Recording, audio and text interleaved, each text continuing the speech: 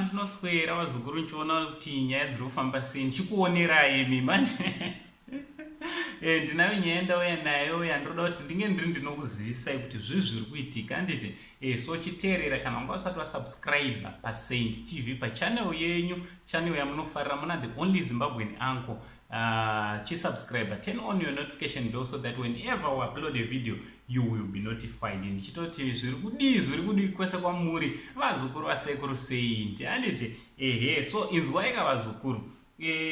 Endimuridzo sekuziva kwenyu akaingenja some months ago handiti. Zvakaingenja nabhebhi wake zvinenge zviri kunzi vakarambana vazukuru some 6 weeks ago. Vari kunzi vanenge vakarambana. Endimuridzo chii chaizvo muzukuru wangu kuita on and off panyaya dzerudo. Sekuziva kwenyu kuti akanga akambowana futi zvakare mudzimai wake anonzi aniko hanzi Chido Manyange Maikeketso handiti vekutomboimbwa vekutomboimba kuti Makeketso, I mean something like that. Maikeketso.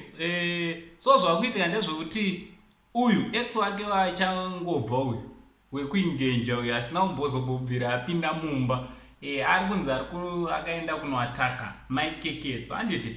Ataki yacho hatina kuudzwa manje kuti kuphysically here kana kuti mumastreets esocial media. Ndo nyaya dzatikiri kufambira kuda kunzwa kuti zvakaitika physical here kana kuti mumastreets mesocial media. Ameno handiti. But ataki chete shoko, ukandiataka neshoko, shoko rinorwadza kusvika pamongo kuti ngo handiti. Ukandirova futi nyama yangu inorwadziwa. Ataki.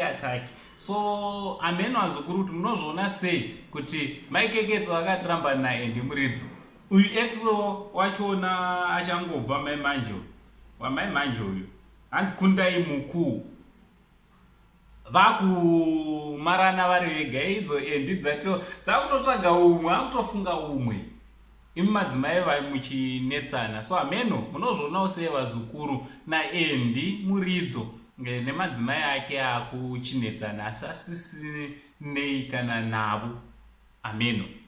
Ngataura nomacomments kuti munofungei nevanhu vanonetsana, munhu wavari kunetsanirana akatopaka roko. From Uncle Saint, the only Zimbabwean uncle, much love.